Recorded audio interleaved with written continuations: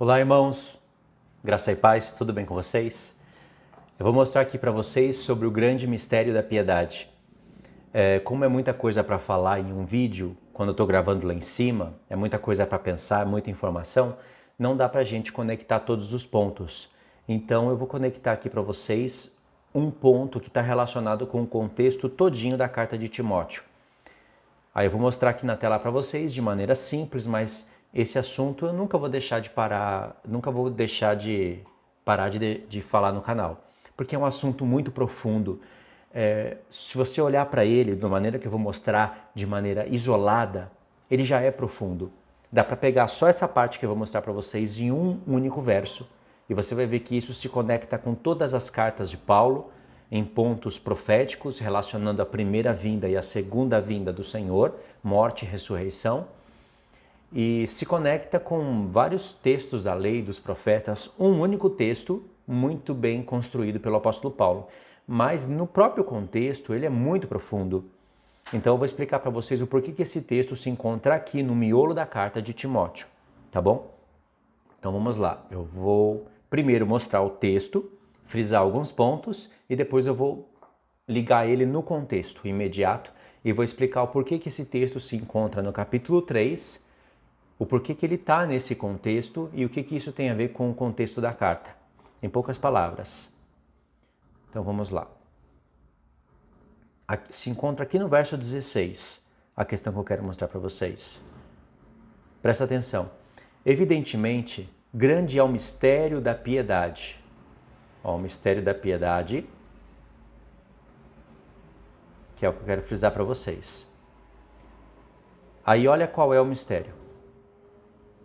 Aquele que foi manifestado em carne, foi justificado em espírito, contemplado por anjos, pregado entre os gentios, crido no mundo e recebido na glória. Então, quantos pontos são? Manifestação em carne, 1. Justificado pelo Espírito, 2. Contemplado por anjos, 3. Pregado entre os gentios, 4. Crido no mundo, 5. Recebido na glória, 6. São 6 pontos que estão aqui. Paulo colocou eles em uma ordem, mas é uma ordem da perspectiva do Senhor. Não é a ordem que acontece na nossa perspectiva, como homem dentro do tempo. E isso acontece muitas vezes na palavra. É o seguinte, aqui a gente entende 2 textos, eu pelo menos consigo me lembrar de 2 textos que estão nas cartas de Paulo. Um está lá em Romanos, capítulo 4, verso 17, quando ele está falando das promessas que Deus fez a Abraão, e aí ele fala que Deus chama à existência as coisas que ainda não existem. O que quer dizer isso lá em Romanos 4,17? Que Deus fez promessas para Abraão, disse que ele seria o pai de muitas nações. Não tinha muitas nações ainda, nem Israel, que é uma só nação, que Deus fala lá em Gênesis 12. Abraão seria pai de uma nação e de multidão de nações. Nem essa única nação ainda não existia, mas Deus chamou à existência as coisas que ainda não existem. Deus profetizou algo que haveria de acontecer. Então, por todas as eras, Israel foi vendo essa promessa do Senhor acontecer, para que quando acontecesse, nós crescêssemos. Então, Deus promete as coisas para uma visão nossa, humana, para a gente ver quando as coisas acontecem, a gente acaba crendo na palavra de Deus, que Ele profetizou antes de acontecer. Mas Deus pega essas mesmas promessas e coloca como se já fosse. Por exemplo, por um lado, você vê que Deus chama à existência as coisas que ainda não existem, mas por outro lado, essas coisas que Ele chama à existência e que ainda não existe, vai existir, Ele já coloca como se já fosse. Porque é uma perspectiva nossa e uma perspectiva do Criador. E Deus quer que a gente tenha as 2 visões. Deus prometeu muitas coisas que já aconteceram. Outras já estão acontecendo. E outras ainda vão acontecer. Por exemplo, Deus prometeu que é uma promessa. Vai se levantar a besta do mar, ela vai ter autoridade sobre povos, línguas, nações e reis, vai fazer guerra contra os santos e vai vencer. Mas Deus prometeu que os seus santos vão vencer essa besta. Essa mesma besta que mata os santos, eles vão ressuscitar e eles mesmos, ressurretos, farão guerra contra ela e as vencerão, com os corpos glorificados. Essa revelação é uma soma de Daniel 7 com Apocalipse 13. Então essas coisas que ainda vão acontecer, Deus chamou à existência as coisas que ainda não são, mas nós já vemos por esse mundo, por esse contexto, que elas estão em cumprimento. Mas, por outro lado, Deus vai colocar essas coisas que ainda não aconteceram como se já fossem. Por exemplo, Apocalipse 20. Toda a linguagem do Apocalipse 20, que é a derrota da besta, o aprisionamento, e aí ela sendo aprisionada, os 1000 anos de Cristo, essas coisas ainda vão acontecer. Mas toda a linguagem do Apocalipse está no passado, porque para Deus é como se já fosse. E Paulo, ele foi nessa visão, ele foi dentro dessa visão, quando ele escreveu Efésios 2 e disse que o Senhor nos ressuscitou com Cristo e nos fez assentar nos lugares celestiais para nós sermos abençoados com todas as bênçãos espirituais nos lugares celestiais em Cristo. Isso não aconteceu ainda. Deus chamou à existência essas coisas. Esses fatos que Paulo escreveu são promessas do Senhor, que ainda vão acontecer, mas Paulo já as colocou como se já fosse, porque Paulo entendeu a linguagem do Espírito do Senhor nos profetas. Então, essas coisas ainda vão acontecer, mas Paulo colocou como se já fosse, porque Paulo entendeu que a vontade de Deus é que a gente tenha o olhar do Espírito do Senhor, a perspectiva do Senhor que é atemporal. Então, pela fé, a gente acredita nisso. Pela fé, você pode se contemplar reinando com Cristo sobre as nações. Isso não é muito lindo? Então, Romanos 4, verso 17, deixa eu anotar aqui para vocês. Vamos ver se eu consigo. Romanos 4, verso 17, mais Efésios 2, versos 5 e 6. Você faz essa soma e aí você entende que, por um lado, Deus chama a existência das coisas que ainda não existem e, por outro lado, essas coisas que ainda não existem, ele já coloca como se já foi. Agora, o que isso tem a ver com o texto que eu quero explicar? Que eu estou tentando explicar para vocês.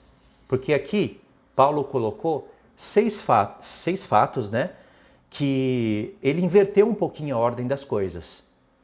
Eu já enumerei para vocês aqui. Agora, sobre o que eu escrevi, eu vou acrescentar algumas informações. Aquele que foi manifestado em carne.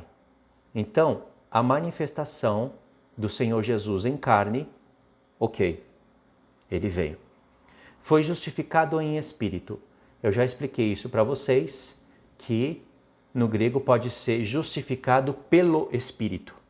En pneumati, que está no grego, dependendo de como o tradutor entende o texto, ou ele coloca pelo Espírito, ou ele coloca em Espírito. Essa é uma regra grega, que quem começa a estudar já entende isso logo na primeira semana. Então, se o tradutor ou o copista, vamos colocar o tradutor, né? Se o tradutor entendeu que o Espírito de Jesus foi justificado, já que não está escrito Espírito Santo, então ele coloca em Espírito com E minúsculo. Mas se eu entendo que Paulo está falando aqui do Espírito Santo, então eu colocaria pelo Espírito, com letra maiúscula. É a regra do nosso português, no grego não tem isso. Então, essa interpretação está aberta aqui dentro do contexto. E eu acredito que essa justificação é pelo Espírito de Deus. O Espírito de Deus, do Pai, justificou o seu Filho, que nunca pecou, mas atraiu todos os pecados do mundo, até de pessoas que ainda iriam nascer. Atraiu sobre si, lavou com o sangue, enterrou o velho homem e ressuscitou. Entendeu? Não é bonito isso? Então eu colocaria pelo Espírito. Ainda que não está escrito Espírito Santo, muitos outros textos, Paulo fala do Espírito Santo falando só Espírito. Não só Paulo, outros apóstolos fazem isso e profetas fazem isso. Então aqui está certo. Essa é a sequência da nossa linha temporal. Foi justificado pelo Espírito. Aí Paulo colocou em terceiro lugar, contemplado por anjos. Sim, ele ressuscitou, então ele ascendeu os céus e os anjos agora contemplam a vitória do Filho de Deus. Tem salmos que falam isso, né? Abre as portas, porque o Rei da Glória vem. Quem é o Rei da Glória? O Rei da Glória é pronto, aí vai falando de Cristo. É um salmo, tá ali nos primeiros salmos, tá entre o 20 e o 30. Eu não lembro com exatidão. Aí diz, aqui que o negócio começa a ficar diferente. Pregado entre os gentios. Pregado entre os gentios. Então, ele subiu, ele foi contemplado por anjos, aí ele foi pregado entre os gentios. Com a pregação, ele é crido no mundo, e aí vem o recebido na glória. Ok, agora eu vou dar uma limpada na tela porque está muito suja, né? Essa parte aqui, irmãos, que diz contemplado por anjos, ele já está no céu. Enviou o Espírito Santo no Pentecoste. Aí ele é pregado entre os gentios, crido no mundo, tá certo, mas o recebido na glória, aqui já não faz sentido. Como assim recebido na glória? Essa parte aqui que diz recebido na glória é por causa do seu corpo, é por causa da revelação que houve no sacrifício do Senhor Jesus, porque o corpo do Filho, ele representou todos os vencedores. Por isso que, representando os vencedores, antes de nós sermos vencedores, nós éramos pecadores. Então, ele como vencedor, representou os vencedores no seu corpo, mas teve que assumir os nossos pecados. Por isso que ele nunca pecou, mas os nossos pecados recaíram sobre ele. Só por isso que ele pôde morrer. Porque segundo a lei de Deus, se um homem nunca peca, ele não morre. Jesus nunca poderia morrer. Mas como ele se fez pecado por nós, ele morreu. Mas quando ele morreu, houve esse mistério, que Paulo aqui chamou de grande mistério, e tem a ver lá com Efésios 5 também, o grande mistério. Eis porque o homem deixou pai e mãe lá do céu.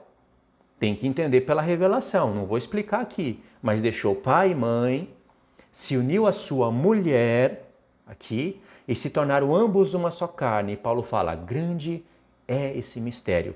E eu não estou falando de Adão e Eva, porque esse texto foi referido a Adão e Eva, parece, né?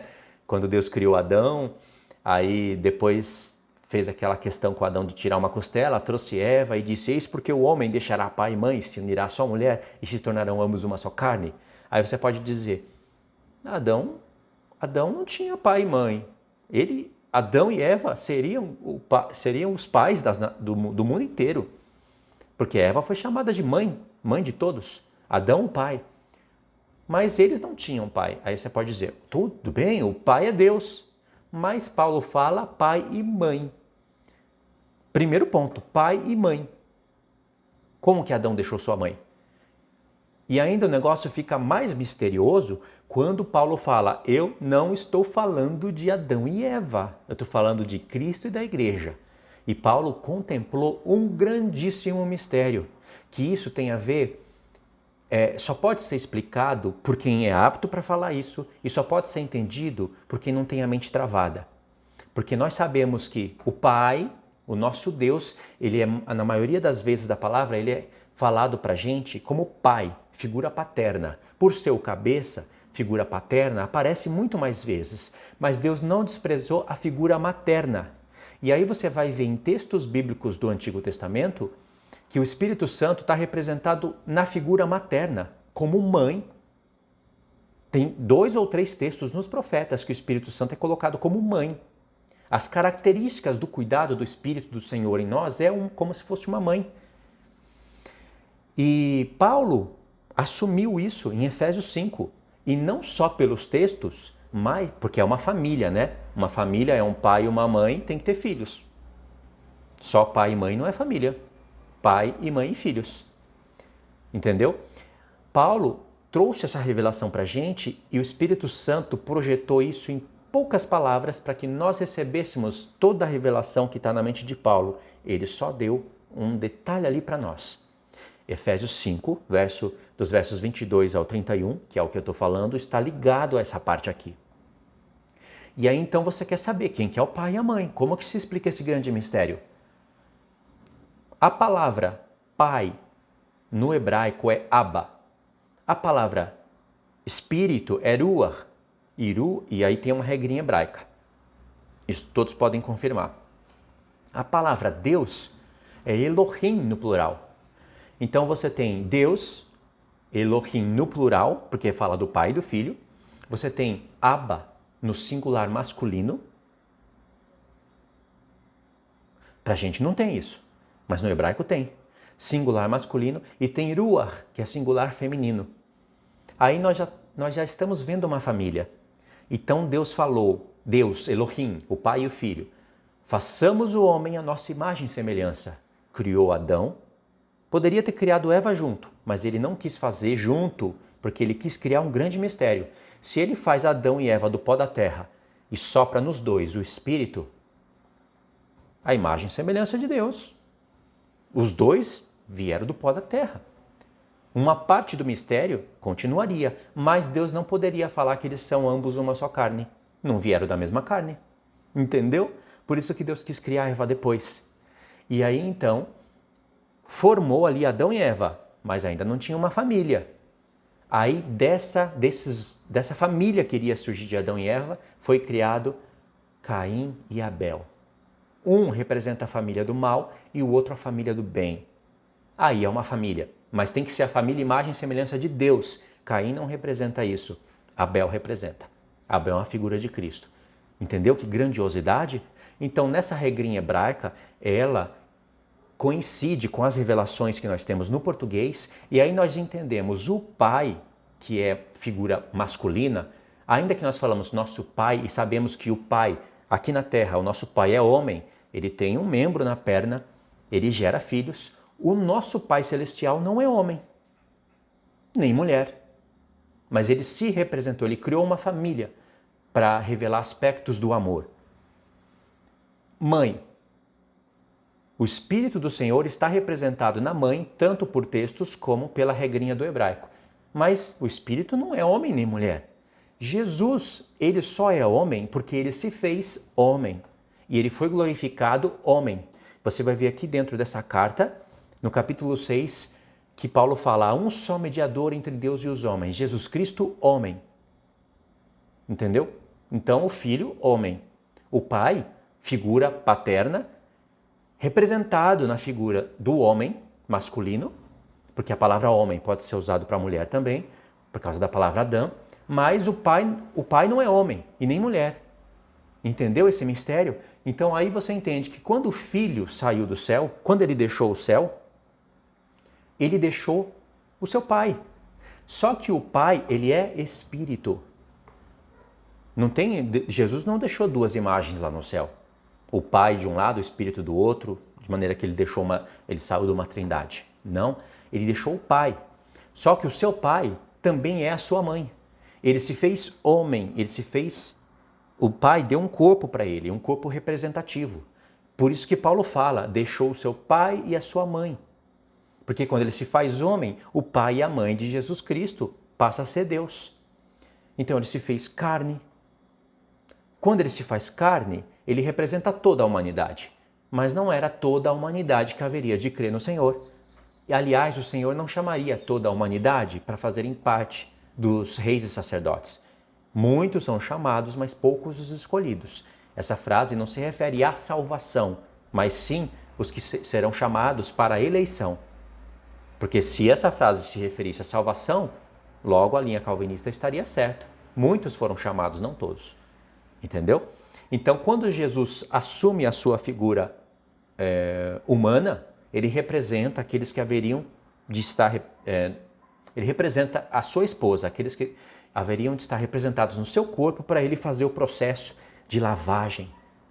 O seu sangue que flui pelo seu corpo. Isso daqui, para eu falar e realmente fazer todo sentido para vocês, precisaria de recursos de imagem visual. Entendeu? E para ficar emocionante, até uma música de fundo. Mas eu tenho que falar assim naturalmente, para vocês entenderem o mistério. E isso que eu estou falando, para não ficar assim cru, eu nem pensava em falar tudo isso aqui nesse vídeo. Mas eu vou lá no texto para mostrar para vocês como está vinculado esse mistério. Efésios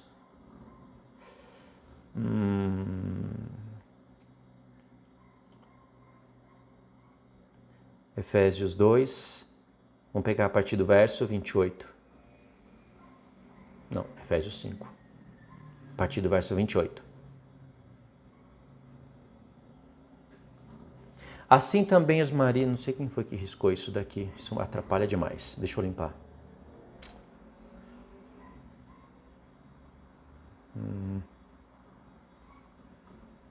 É que essa Bíblia aqui foi compartilhada com alguns irmãos, então eles riscam aqui, sabe? Para mim esse tipo de marcação atrapalha, não ajuda. Aí, verso 28. Assim também os maridos devem amar a sua mulher como ao seu próprio corpo. Quem ama a sua esposa ama a si mesmo. Porque ninguém jamais odiou a sua própria carne, antes a alimenta e dela cuida, como também Cristo o faz com a igreja.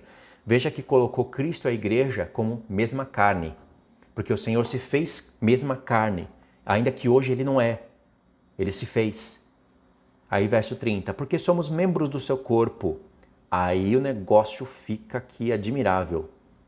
Verso 31, eis porque deixará o homem, o seu pai e a sua mãe, e se unirá à sua mulher, e se tornarão ambos uma só carne. Então veja, nota, aqui nós temos o homem, que é uma coisa, o pai e a mãe, que é uma outra coisa, e a sua mulher, que é uma outra coisa. E esse homem que deixa pai e mãe e se une à sua mulher, se torna uma só carne com ele, e aí Paulo, logo após ter dito isso, acrescenta: grande é este mistério. Não é só um mistério, ele também é grande, igual lá em 1 Timóteo capítulo 3, grande é o mistério da piedade, que é o mistério da fé. Aí ele fala, mas eu me refiro a Cristo e a igreja, para ficar bem claro que ele não está falando de Adão e Eva. Nem poderia estar falando porque Adão e Eva não tinham pai a não ser o próprio Deus. Ok, aqui foi o mistério, ele já deixou falado para a gente. Então, como eu expliquei para vocês, e vocês devem ter entendido, quando o Filho deixou a sua forma de Deus em espírito, ele se fez homem, então ele deixou o seu pai e a sua mãe. Porque agora ele se fez homem. E agora quando ele fala, Pai nosso que estais no céu, ele se refere ao Pai sempre no masculino, não quer dizer que ele não conhece esses mistérios, porque foi criado por ele mesmo, e ou ele despreza a figura materna. Se isso fosse uma verdade, Paulo não poderia falar isso daqui, porque como nós explicaríamos esse mistério aqui? Quem que é esse homem que deixou pai e mãe? Se você falar que é Adão, Paulo te desmente. Se você falar, mas então o que é? O que você vai falar? Não tem o que falar. Você tem só que entender a revelação com recursos dos profetas e da própria regrinha hebraica que Paulo conhecia. Então o Senhor Jesus sai do céu, deixa o seu pai, que na verdade, porque o pai é espírito, pai no singular masculino, espírito no singular feminino, ruach, deixa a sua família, aliás, ele deixou sua família celestial, né? Se uniu num corpo, ou seja, se uniu à sua mulher para fazer o mistério. Ou seja, todos os vencedores estavam representados no corpo de Cristo para que todos nós pudéssemos morrer com Ele. Paulo não fala isso em Romanos? Que nós morremos com Ele, aí depois em Romanos 7 ressuscitamos com Ele, em Efésios 2 ressuscitamos com Ele, e ainda em Efésios 2 ele vai além, ele fala que subimos até os lugares celestiais. Porque quando Jesus estava ascendendo aos céus, todos os vencedores estavam representados ali já com os seus corpos glorificados. Irmãos, isso realmente é um grande mistério. É uma coisa que quando você entende e não fica preso em trindade, sabe? Não fica... Eu já falei disso várias vezes no canal, eu tenho vídeos no canal falando disso, explicando o passo a passo.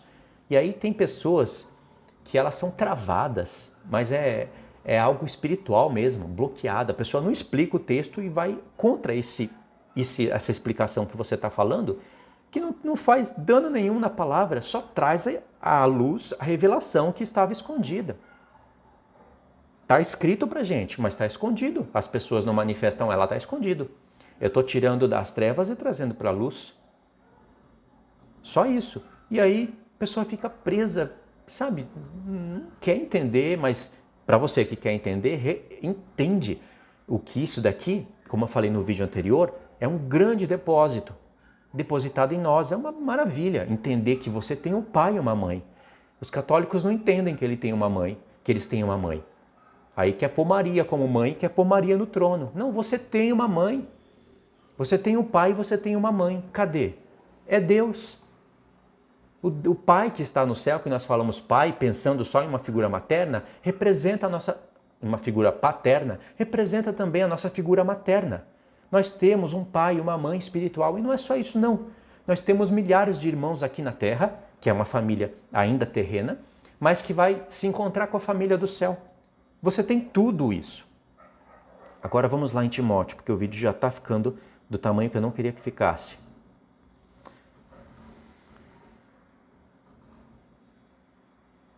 (3) 16.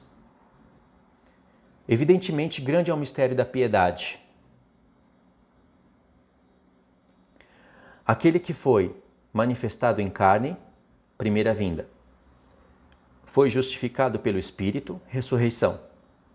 Contemplado por anjos, ascensão. E aí, Paulo teria que inverter aqui esses pontos finais, na nossa perspectiva. Porque após Jesus ascender aos céus, então quando ele ascendeu aos céus, ele foi recebido na glória. Recebido na glória. E depois que ele foi recebido na glória, aí sim vem o que está em seguida aqui. Ó. Aí, recebido na glória, enviado o Espírito para a gente, aí sim ele começou a ser pregado entre os gentios e foi crido no mundo. Mas Paulo quer incluir o seu corpo, o corpo de Cristo, já naquela ascensão. Por isso que ele inverteu. Nessa parte que ele inverteu, ele não errou. Ele manifestou a visão, a perspectiva do Pai. Entendeu? Isso não é maravilhoso? Isso Paulo chamou de grande mistério. Lembra de Efésios? E esse mistério é o mistério da piedade. Agora, para vocês entenderem que essa piedade tem a ver com a fé, vou buscar aqui, eu acho que o verso 9. Olha o que Paulo fala. Conservando o mistério da fé. Ó, com boa consciência, né? Com consciência limpa. Também sejam estes primeiramente experimentados. O que ele está falando aqui? Ele está falando esses, porque ele já começou a falar no capítulo 3, lá no verso 1, de pessoas que aspiram ao episcopado. Jesus é o episcopado, é o episcopos dos episcopos. Aquele que almeja ficar mais semelhante a Cristo, excelente obra, porque ele vai ficar mais semelhante a Cristo. Não quer dizer que os diáconos não são, mas quem almeja o episcopado lidera, irmãos, fica mais semelhante ao Senhor. Por isso o episcopo, que é igual a bispo, que é igual a um presbítero, e presbítero é um ancião. Jesus é um ancião de dias, e lá ao redor do trono ele tem 24 anciãos, que nós poderíamos, pela revelação, chamar de anciãos de dias. São pessoas semelhantes ao Senhor. E o episcopo, ele só consegue ser um episcopo se a mulher dele colaborar com ele. Não na pregação, mas com uma mulher santa, trabalhadora, que ajuda o seu marido, não que é empregada, mas que ajuda ela com as tarefas de casa. Eu sei que esse mundo, ele foi manipulado pelo diabo, ele foi alterado pela energia e tecnologia, fazendo com que a mulher não tenha o tempo que ela tenha. Ele gritou o feminismo na mente de todos, ele criou o machismo para justificar o feminismo junto nesse tempo aqui. Essa é a artimanha dele. Por isso que Paulo fala que nós não desconhecemos as estratégias do diabo, e lá em Apocalipse 12 fala que ele é o sedutor do mundo inteiro. Ele alterou o mundo pela energia, pela tecnologia. No passado trabalhou com o machismo, que é uma coisa horrível, ainda existe, mas aí hoje ele mudou. Agora um negócio que estava todo envergado para a esquerda, ele envergou todo para a direita. Não tem equilíbrio. Agora ele justificou o feminismo. E aí a mulher tem que sair para trabalhar e agora, né, já que a mulher trabalha e também ajuda no sustento do lar, com o mesmo trabalho e às vezes ganhando até mais que o marido, as coisas saem do eixo. Nós temos que nos esforçar para não deixar as coisas saírem do eixo. Ainda que a mulher tenha que ir trabalhar, não é o correto a mulher sair para fora para trabalhar. Mas agora ela sonha, ela almeja isso. As mulheres santas de Deus entenderiam que isso daí não é o plano de Deus. Deveriam entender. O plano de Deus é elas serem boas donas do lar, como está escrito. Cuidar da casa, cuidar da família. Mas o mundo alterado e todo manipulado e agora repletos de iniquidade, isso aos olhos do mundo, a mulher cuidar da casa, cuidar dos filhos, isso ficou coisa de empregada. Entendeu? Mas o plano do Senhor é esse, e se a mulher entender o seu propósito, respeitar os limites estipulados por Deus, Deus dá o episcopado para a mulher na ressurreição. Entendeu?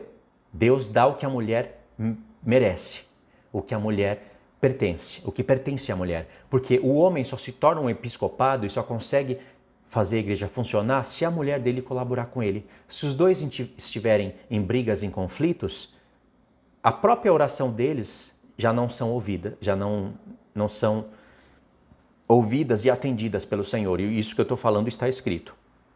Está lá em 1 Pedro capítulo 3. Entendeu esse mistério? Então Paulo aqui ele está formando um time. Ele está falando do episcopado, depois ele fala dos diáconos, não, do episcopado, aí fala das mulheres e fala do diácono. Esse é um time que vai criar o mistério da fé.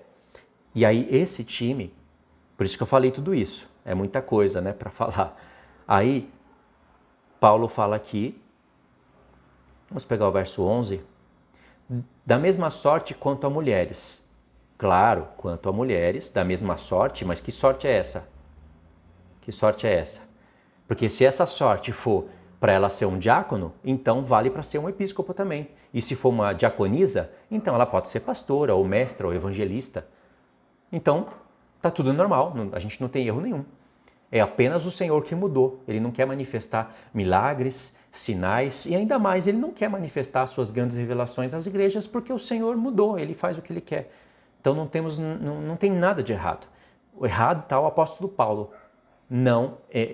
Errado está o apóstolo Paulo em ser machista, ou ele, aspas, não sendo machista, mas se expressando totalmente, de maneira totalmente fraca, assim, um homem que não consegue ser claro, um homem que fala uma coisa e pensa só naquele tempo dele, não pensa que as pessoas podem interpretar diferente. Então o erro está na fraqueza, no didaquê fraco do apóstolo Paulo. O que vocês acham?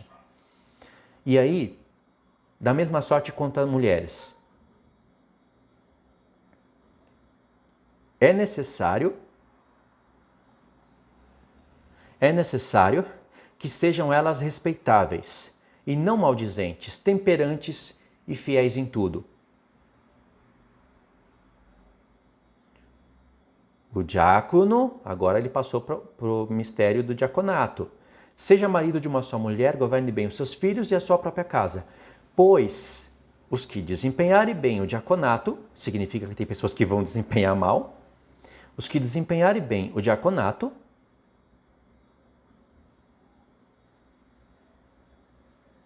que alcançam para si mesmos justa preeminência e muita intrepidez na fé em Cristo Jesus. Aí, irmãos, aí começa a entrar a conexão. Esse texto que nós vamos ler aqui, ele vai começar a conectar os fatos, o verso 14. Por que Paulo, antes de falar do grande mistério da piedade naquela ordem, por que ele falou de episcopos, das mulheres dos episcopos, dos diáconos? Por quê? Olha a construção do raciocínio do apóstolo Paulo, a estrutura. E por que esse verso vai entrar logo aqui? Escrevo-te essas coisas, esperando ir ver-te. Porque Paulo era o episcopo. A autoridade de escolher quem é episcopo e quem não é, e de impor as mãos e liderar a igreja é dele. Só que Paulo é um. Então, Paulo, com a autoridade de Cristo, encarregou Timóteo desses deveres e por causa das cartas que autorizava Timóteo a fazer isso, porque é uma lei da exceção, Timóteo tinha o dever de se esforçar nisso e estabelecer isso, porque era um menino confiável, era um menino sob a supervisão do apóstolo Paulo. E Paulo falou, eu escrevo-te isto pensando em encontrar com você, para que, se eu tardar, fique ciente de como deve proceder na casa de Deus, que é a igreja do Deus vivo, coluna e baluarte da verdade. Ok, Paulo já estabeleceu aqui como deve ser a igreja do Deus vivo. Se ele é vivo, então essas igrejas devem estar vivas. Porque se o Senhor é vivo e essas igrejas não obedecem, então ela tem nome de que vive, mas está morta. Infelizmente eu tenho que falar essa linguagem porque ela é bíblica. E aí Paulo vai nos conectar, ele vai conectar tudo isso agora que ele está falando. Tudo isso que ele falou, ele vai fazer uma ligação aqui agora. Evidentemente, grande é o mistério da piedade. Por que ele começa a falar isso aqui agora? Porque esse mistério, esse grande mistério da fé, começou com o Senhor Jesus. Ele veio, morreu, ressuscitou e aí ele deu dons para os homens. Estabeleceu para a igreja, primeiramente, apóstolos, profetas, evangelistas, pastores e mestres. Homens que vão manifestar a pregação e as mulheres também, porque elas têm algumas funções que envolvem o evangelho, a pregação, mas não dentro da igreja, e não para homens, e não como cabeça, mas elas têm alguns deveres que você encontra isso mais especificadamente em Tito, mas também tem em Timóteo capítulo 2. Aí ele fala, aquele que foi manifestado em carne, justificado em espírito, contemplado por anjos, aí está aqui, ó, pregado entre os gentios. Para ele ser pregado entre os gentios de maneira correta, estabelecendo igrejas e formando uma organização, precisa do que ele começou a falar ali em cima. Episcopos, supervisores, para não deixar as coisas desandarem. Para depois, para termos diáconos no corpo de Cristo. E esses diáconos desempenharem um bom papel, estarem irrepreensíveis e alguns deles vão desejar o episcopado. Vai falar, essa é a minha vida, eu não tenho nada para fazer. Isso é o que eu desejo, cuidar da igreja do Deus vivo. Se eles estiverem irrepreensíveis, eles sobem para o episcopado. E aí vai sendo pregado entre os gentios, Jesus. E aí, através da pregação, Jesus vai ser crido no mundo. Vai salvando pessoas. Entendeu? Por isso que tem a ver uma coisa com a outra.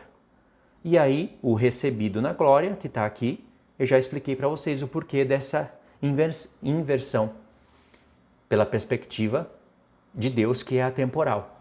Deus já sabe quem vai pregar, quem vai rejeitar, quem vai crer, quem vai estar com ele na glória, quem não vai estar. Ele já tem os seus eleitos antes da fundação do mundo. Baseado não na eleição maluca, descabida, desenfreada do calvinismo, mas baseado na eleição segundo a presciência do Senhor. Não como eles dizem, um Deus que só fica prevendo. Não, Deus altera os fatos, só que ele não tira o poder de escolha do homem. Baseado nisso, isso é a pregação verdadeira. Muitos desses que se dizem bispos e episcopos da igreja presbiteriana afirmam que Deus só pôde eleger os seus eleitos que ele quis porque ele previu. Ou seja, foi na base do que ele estava prevendo que ele elegeu. Já que ele iria escolher um para ir para o inferno, independente de obras, e outro para ser salvo, independente de obras, é uma previsão, uma presciência. Então eles torcem até mesmo o que Pedro falou, que a eleição é na base da presciência. E aí, para justificar isso, eles falam que Deus não pode ser um Deus que dança conforme a música, que ele foi só prevendo o que ia acontecer e não alterou os fatos. Então, realmente, é joio no meio do trigo, estão crescendo junto, mas o Senhor vai separar isso daí. Entendeu, irmãos? Isso é muito bonito, né? Quando eu fui iniciar aqui gravar esse vídeo, eu falei, eu vou gravar esse vídeo aqui em 10 minutos. Já está aí em em mais de meia hora, né? 40 minutos. Mas tá bom, tá bom. Eu manifestei aqui essas grandes revelações, conexões, e vou fazer isso em outros vídeos de maneira mais visual, né? Porque aqui eu estou usando um só celular. Mas olha, para quem gosta de escutar a palavra, muito bom isso daí. Então eu queria que você assistisse à playlist do Episcopado, vídeos que eu venho fazendo lá em cima, aqui embaixo, lá no parque. Vai acompanhando esses estudos, você vai ver o seu conhecimento aumentar, tá bom? Se você veio dessa playlist, pode seguir, que para mim as coisas estão ficando bem reveladoras e bem esclarecidas. E tudo isso que eu estou fazendo é o depósito do Senhor, aquele excelente depósito. Depósito de azeite na menorá, nos 7 castiçais. Guarda esse excelente depósito. Guardar não é ouvir e falar, nossa, que lindo. Guardar é manifestar. Ore a Deus para que você possa, de alguma maneira, manifestar esse grande depósito. Porque se o que você guardar do grande depósito, Deus guarda também do que você fez. O que você fez fica guardado pelo Senhor, ninguém toca. Podem fazer o que quiser com você, mas o que você fez está guardado para Ele te dar no dia, naquele grande dia. Como Paulo disse, Timóteo, guarda o bom depósito, guarda esse excelente depósito, porque eu guardei a fé e o Senhor é poderoso para guardar o meu depósito até aquele dia. Tá bom, irmãos? Então, é isso daí então, tá? Um abraço, fiquem todos na paz.